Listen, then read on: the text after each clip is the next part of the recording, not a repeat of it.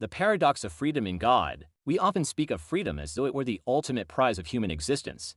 To be free, in our minds, is to be independent, answering to no one, beholden to nothing, carrying neither yoke nor burden. Yet, the strange truth is this: the moment we choose intimacy with God, we discover that freedom does not look like we imagined. Drawing close to Him feels less like escape and more like surrender. We hand over the keys of our lives, and in doing so, we confess we no longer own ourselves. We become, in the truest sense, slaves of God. This jars the modern ear. Slavery is bondage, is it not? And yet, Scripture dares to call it freedom. When Jesus says His yoke is easy and His burden light, we pause. A yoke remains a yoke, and a burden remains a burden. Both restrict, both limit. Neither permits the reckless wanderings of independence. And yet, under His yoke, something shifts. The crushing weight of self-will is lifted, replaced by a new alignment. The burden remains, but now it is carried together. It is light not because it is absent, but because it is shared. The life surrendered to God is no longer our own.